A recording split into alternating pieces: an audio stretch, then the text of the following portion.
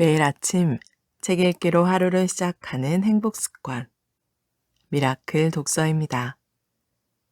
오늘 함께 읽어볼 책은 거대한 가속, 포스트 코로나 시대 우리 앞에 다가온 역사의 변곡점, 스콧 갤러웨이 지음, 박성영 옮김, 리더스 북에서 펴낸 책입니다. 들어가는 말, 10년 빨리 찾아온 미래를 직시하라. 우리는 시간이 일정한 힘이라고 배웠다. 하늘을 가로지르는 태양의 움직임과 태양 주위를 도는 계절적 궤도는 끝없이 일정한 리듬을 형성한다. 그러나 시간에 대한 우리의 인식은 일정하지 않다. 나이가 들수록 과거가 차지하는 비중은 커지고 세월은 더 빨리 흐른다. 아침에는 유치원에 처음 등원하는 아들과 헤어지면서 뽀뽀를 해줬는데 오후에는 그 아들이 5학년이 되어 집에 돌아오는 시기다. 아들의 상황은 나와 정반대다. 아들이 다니는 학교에서는 5학년 아이들이 이런저런 실패를 겪어도 괜찮다고 말한다. 하지만 나는 아들이 처음 받은 C와 D 성적이 자꾸 신경 쓰인다. 우리가 경험하는 것은 시간이 아닌 변화다. 아리스토텔레스는 시간은 단순히 이전과 이후의 차이를 측정하는 것이기 때문에 변화가 없다면 시간은 존재하지 않는다고 말했다. 우리는 늘 시간이 무척 천천히 가거나 쏜살같이 흐르는 듯한 경험을 하게 된다. 시간은 잘 변하고 변화할 때마다 속도도 달라진다. 그리고 아주 작은 일이 전례 없는 변화를 일으킬 수도 있다. 바이러스처럼 작은 것이 말이다. 2020년 3월 초, 우리는 이전에 살고 있었다. 뉴스에 새로운 바이러스에 대한 이야기가 나오긴 했지만 그뿐이었다. 중국 밖에서는 세계적인 위기에 맞닥뜨렸다는 증거를 거의 발견할 수 없었다. 이탈리아 북부에서 41명이 사망했지만 그 외 유럽 지역에서는 생활에 아무런 변화도 없었다. 미국에서는 3월 1일에 첫 사망자 소식이 들려왔으나 그날의 주요 뉴스는 피터 부티지지가 대통령 선거운동을 중단했다는 것이었다. 봉쇄도 마스크도 없었고 사람들은 대부분 앤서니 파우치 박사가 누군지도 몰랐다. 그러나 그날 말부터 우리는 이후의 세계를 살아가게 되었다. 세계는 봉쇄되었다. 영화배우 톰 행크스, 성악가 플라시도 도밍고, 영국 총리 보리스 존슨, 그리고 항공모함에 탑승해 태평양 한복판을 항해 중이던 미국인들을 비롯해 전 세계 수십만 명이 코로나 바이러스의 양성 반응을 보였다. 크기가 사람 머리카락 두께의 400분의 1에 불과한 바이러스가 130조 톤이나 나가는 지구를 장악해 이전보다 10배나 빨리 돌아가게 만든 것이다. 그러나 시간의 흐름이 빨라졌는데도 우리 삶은 정지된 듯한 기분이다. 내 아들이 처음으로 형편없는 성적표를 들고 왔을 때처럼 우리는 지금 이 시간이 지난 뒤 어떤 일이 생길지 상상하는 능력을 잃었다. 확진자 수와 사망자 수, 게임 점수와 영화 시간만 확인할 뿐이다. 우리 옆에는 이전도 이후에도 없던 줌 미팅과 테이크아웃, 넷플릭스만 존재하고 있다. 2020년 여름, 히트작인 영화 팜 스프링스는 두 사람이 계속 똑같은 날을 살아가는 내용이다. 태양 주위를 도는 여행을 50여 차례나 경험해본 나는 우리가 이 순간의 지속성에 대해 잘못 생각하고 있다는 걸 안다. 그래서 아이들에게 이 또한 지나갈 것이라고 말하면서 스스로도 그렇게 확신하려고 애쓰는 중이다. 이 책은 전례 없는 현재를 뛰어넘어 미래를 예측하면서 만들어가고 더 좋은 해결책을 얻을 수 있는 대화를 위한 시도이다. 생명체가 존재한다고 알려진 유일한 천체인 지구가 다시 원래의 규칙적인 회전 속도로 돌아갈 때쯤 미국의 기업과 교육, 그리고 사람들은 어떻게 달라져 있을까? 더 인도적으로 번영하게 될까? 아니면 차라리 회전이 멈추는 걸 원하게 될까? 이후의 세상을 제대로 만들기 위해 우리는 무엇을 할 수 있을까? 나는 기업자이자 경영대학원 교수이기 때문에 비즈니스라는 렌즈를 통해 세상을 바라본다.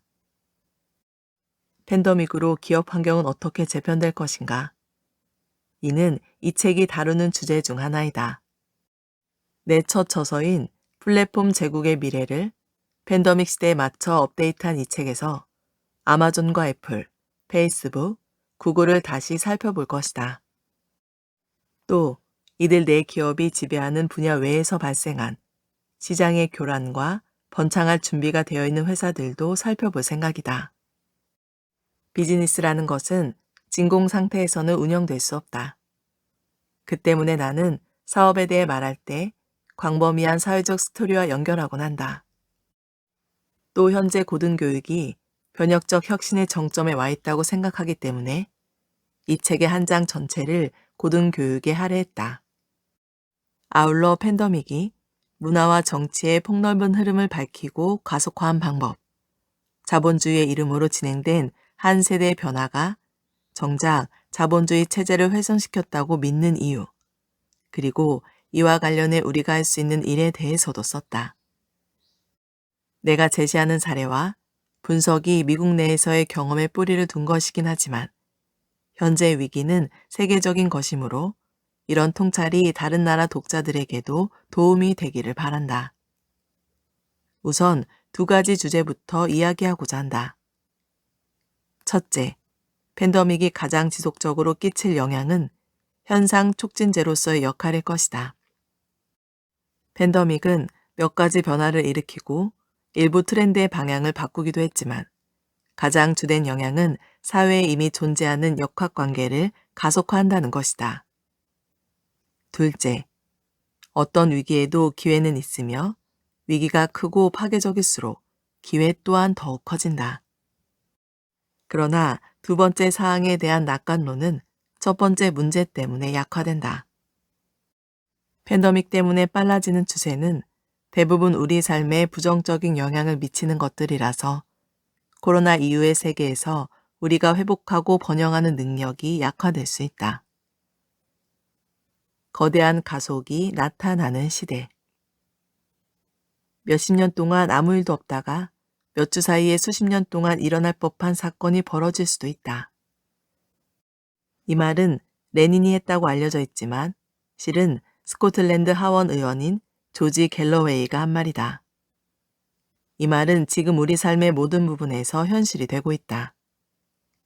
전자상 거래는 2000년부터 뿌리를 내리기 시작했고 이후 소매업에서 차지하는 비중이 매년 약 1%씩 증가했다.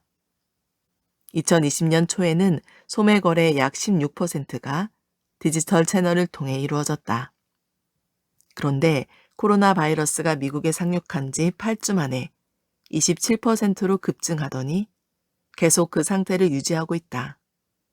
단 8주 만에 10년치 성장을 이룬 셈이다. 사회와 비즈니스, 개인과 관련된 모든 추세가 10년이나 앞당겨졌다.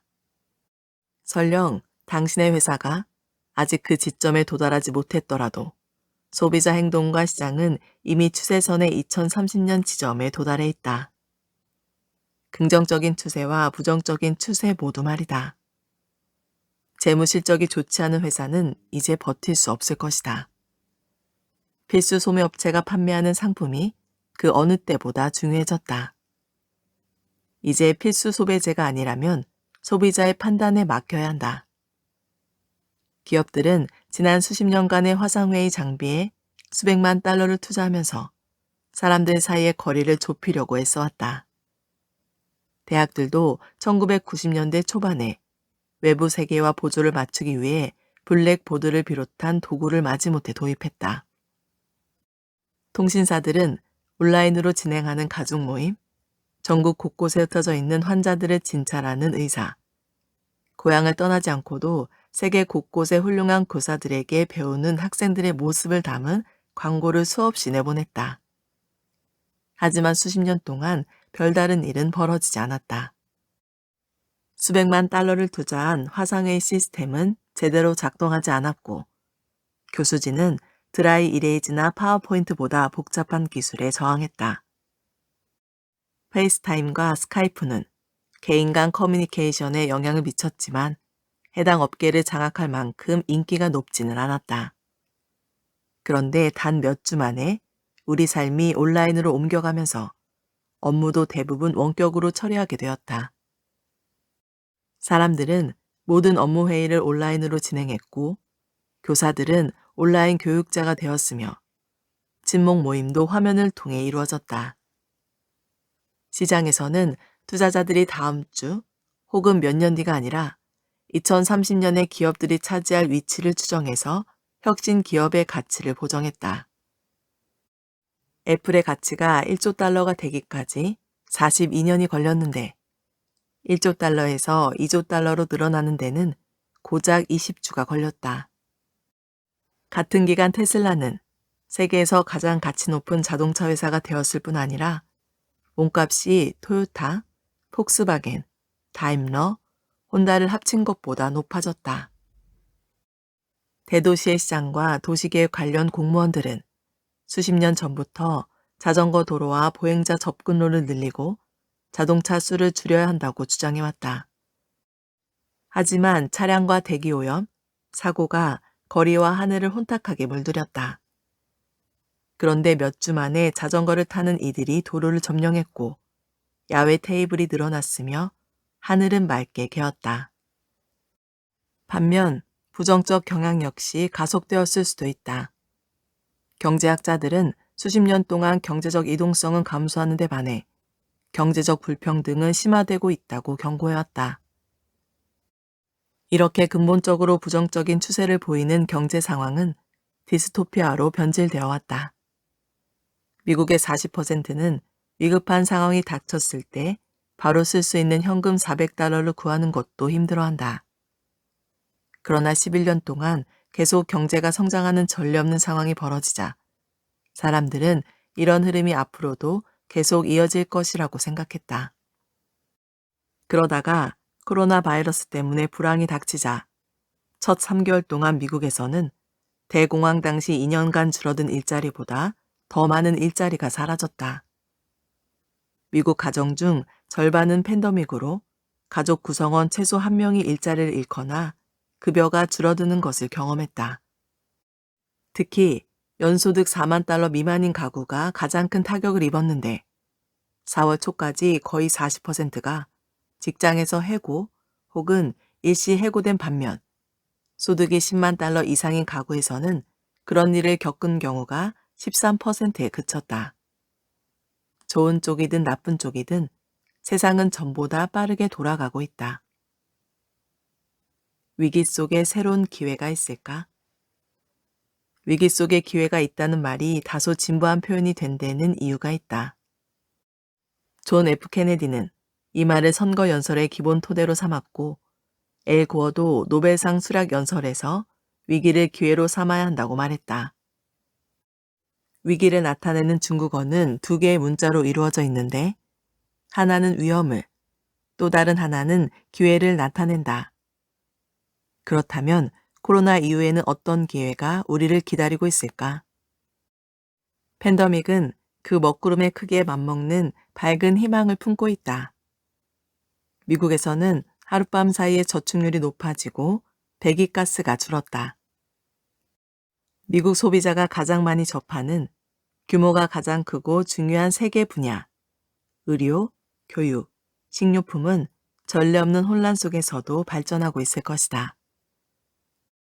한동안은 코로나19 때문에 혼란에 빠진 몇몇 병원의 이야기가 주요 기사거리였지만 앞으로는 나머지 99%의 사람들이 팬데믹 기간에 어떻게 의료 서비스를 이용했는지에 관련된 이야기가 주를 이룰 것이다. 원격 의료를 강제로라도 받아들이게 된 덕에 앞으로 혁신이 폭발적으로 이루어질 테고 망가진 미국 의료 시스템의 비용 부담에 맞서서 벌이는 그 전쟁의 새로운 전선이 펼쳐질 것이다. 원격 학습을 강제로 받아들이는 과정도 어설프고 문제가 있었다. 그럼에도 이를 통해 고등교육이 진화하면 대학교 등록금이 낮아지고 입학률은 높아져 더 많은 사람들이 상위 계층으로 이동하는데 발판 역할을 하는 대학의 기능을 회복할 수 있다. 교육보다 훨씬 근본적 문제인 식생활의 경우 배송을 통한 식료품 공급으로 보다 효율적인 유통, 신선식품 이용 확대, 지역 상품 활용을 위한 기회가 생긴다면 이 분야에서도 혁명이 일어날 것이다. 이 같은 변화가 진행되는 세계적인 위기 속에서 성장한 이들은 공동체와 협력, 희생의 새삼 감사를 느끼는 세대, 공감 능력이 약점이 아니며 부가 미덕이 아니라고 믿는 세대로 자라날 가능성이 있다. 기회는 보장된 것이 아니다. 앞서 언급한 위기를 뜻하는 중국어의 첫 번째 문자는 위험을 의미하는 것이 맞지만 두 번째 문자는 기회가 아니라 중요한 시점 혹은 갈림길로 번역하는 게 맞다. 1917년에 러시아에서 진행된 급진적인 번역은 레닌의 동포들에게 위기와 함께 기회도 제공했다. 하지만 그들은 그 기회를 잡지 못했기에 엄청난 고통을 겪어야 했다. 미국에서는 그런 일이 일어나지 않을 것이라고 생각하기 쉽다. 하지만 그리 멀지 않은 과거인 20세기 중반에 일본인 조상을 뒀다는 이유로 미국 시민 7만 5천 명을 철조망 안에 가둬둔 적이 있지 않은가? 팬데믹이 시작될 당시만 해도 다른 나라에서 바이러스를 잘 막아냈기 때문에 미국이 하루 1,000명씩 사망하는 나라가 될 것이라곤 그 누구도 생각하지 못했다. 갑작스러운 이 위기에 대한 미국의 대응 방식은 미국인들의 자신감을 높이지 못했다. 다른 나라들보다 의료 분야에 많은 돈을 지출하며 역사상 가장 혁신적인 사회라고 믿었는데 인구수가 전 세계 인구의 5%를 차지하는 미국에서 전 세계 코로나 감염자와 사망자의 25%가 발생한 것이다. 지난 10년간 미국에서 창출된 일자리는 2천만 개였는데 10주 만에 4천만 개가 사라졌다. 여행하는 사람이 줄었고 식당 불이 꺼졌으며 술과 권총 판매량이 증가했다. 200만 명이 넘는 Z세대가 다시 부모와 함께 살고 있고 7,500만 명의 젊은이들은 불확실성과 갈등, 위험 속에서 학교에 다니고 있다. 팬데믹 전후의 행동 변화. 역사학자들은 어떤 실책 때문에 이런 지경에 이르렀는지 분석할 수 있을 것이다. 하지만 우리가 겪은 실패의 심층적인 원인은 지금도 명확하게 알 수 있다. 두 개의 전쟁을 생각해보자. 미국은 3년 8개월 동안 제2차 세계대전에 참전했고 40만 7천 명의 미국인이 목숨을 잃었다. 초콜릿이나 나일론도 구할 수 없었고 경제적 압박이 심한 전시였는데도 모든 가정이 돈을 긁어모아 전쟁 채권을 사라는 요구를 받았다.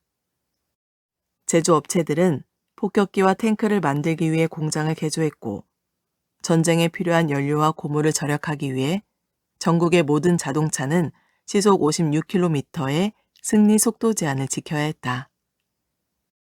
그뿐만이 아니다. 고등학생과 교사까지 군에 징집되어 자유를 지키기 위해 목숨을 바쳤다. 전쟁이 끝난 뒤 미국은 적국에 투자했고 지금껏 존재한 어느 사회보다 많은 부와 번영을 이루었다. 한동안은 전보다 공정하게 부를 분배했다. 사람들은 사는 곳을 옮기고 사는 방식을 바꿨으며 인종 및 성별과 관련된 가장 심각한 불평등에 대해 오랫동안 미뤄온 계산을 시작했다. 앞으로의 세계는 우리에게 달려있다.